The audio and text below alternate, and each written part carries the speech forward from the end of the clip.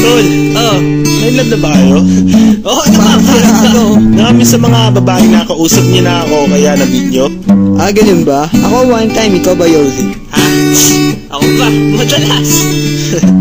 Oo nga, ikaw pa. Pero teka kayo, kwento mo naman iyo pare. Oo nga naman, kwento mo sa amin. Oo ba?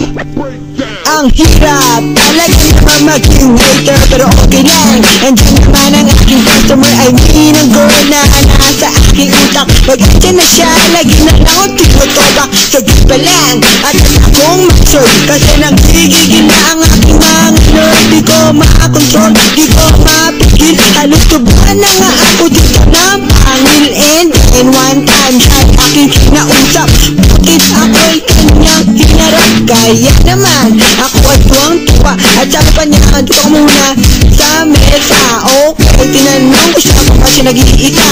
Saan ang iyong barkada, pamilya, saan ka nakatira? Mga tanong ko, mukha mabilis. Lipad ang aking utak habang siya'y paalis.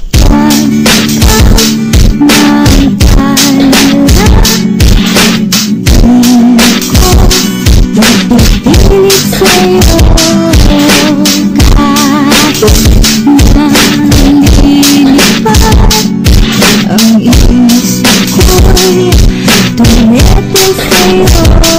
Nalilipad. Ang isip ko'y tumete sa'yo.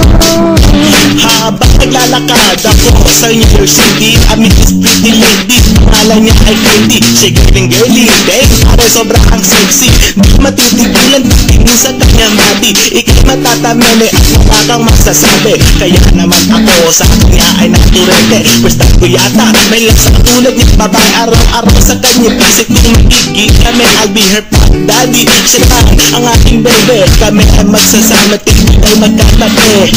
Pero sana nga lahat nito ay mangyari, dahil siya lamang nasa isip. Kapag gabi kontrola ba ang hanap na? Well, nasa akin yan, ganyang maaasahan. Ako'y panikawalaan, ngunit wala ng oras para sabihin sa kanya. Yung pala ang last day, ako nasa India.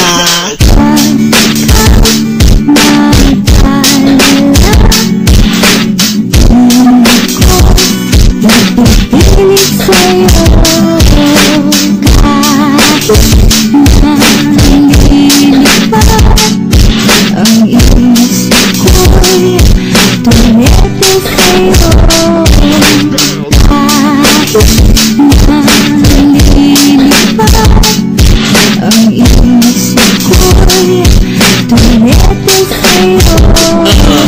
Nung una ko siyang makita, ako'y may nadama. Sa ganda niyang iyan, gusto ko siyang maikama. Gusto ko kagad tinalabi niya na makapal. Ako'y may nobya at baka ako ay masampal. Pero sa hugis ba naman ang kanyang katawan, bebe?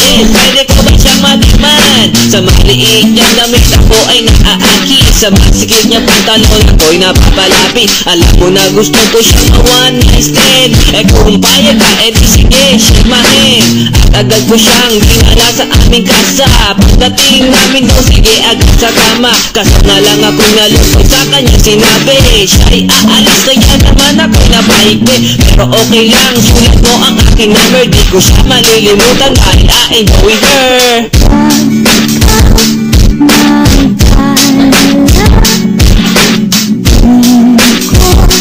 Napipilit sa'yo.